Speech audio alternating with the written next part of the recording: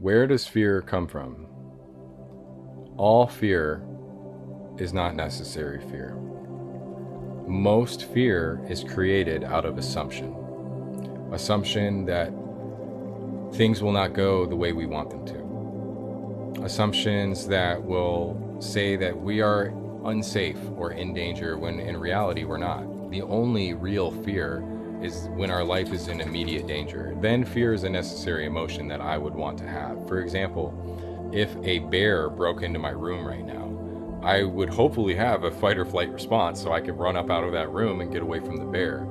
But most of the time, fear arises and there's no bear in the room with me. There's no need for me to be fearful. And what can help me with that is honesty, is a radical awareness of mindfulness, realizing and asking myself, where is this fear coming from? As soon as you start asking yourself this, you'll be able to really find the roots of the fear and see where it came from. Sometimes you have to do meditation. Sometimes you have to pray to ask for this to be revealed to you. Whatever your spiritual beliefs are, right? Use them to try and help uncover this mystery of fear within you. So a lot of times the fear comes from, I got it broken down into two things, okay? The first would be societal programming. So the ego forms when we're 5 years old, roughly 5 years old, because that's the point when we start realizing that we are an individual. We have our own name, we have our own personality, and because of that, we form our personality, our personas, which are masks that we create to fit in to society. So societal programming starts at a very young age, and it's what tells us what's acceptable, what's not acceptable. Whatever's acceptable, typically the child will mold their personality to what's acceptable. So, for example, if a boy is told, hey, boys shouldn't cry, then the boy is going to form a very tough exterior, and then he's going to assign crying, for example, to be something that should be a fearful behavior that is not conducive to survival, because anytime we experience shame, the reason shame is so painful is because it's basically saying to our spirit that we're not accepted and that we don't belong. And not belonging or not being accepted in the wild, for example, means that death is a lot more likely. So that's why we fear shame so much. But what if you put your faith in something? What if you put your faith in an energy that completely accepted you no matter what?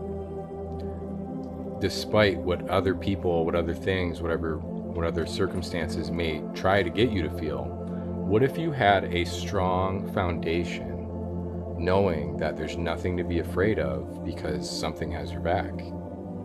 That's why it's so important to, in this stage, in the hero's journey, because if you guys have been watching my videos, I'm Tim, I'm the headmaster at the Academy of the Mental Arts, and it's a life coaching academy that I started. And the curriculum is unique because it's based on the hero's journey, but it also incorporates the 12 principles and virtues to become the highest version of yourself, to undo trauma and addiction, to transmute negativity into useful energy. So to do this, it's meaningless if we cannot become honest first. That's why you must become honest, then you become hopeful, and then you obtain faith. Faith in yourself, faith in something greater than yourself. So the second place that fear comes from is past trauma. So past trauma, painful events that have happened in your past,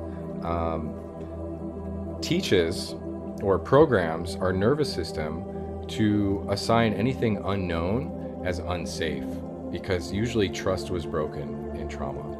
And because of that, we go on the defensive as a form of a defense mechanism to protect us from likely threats.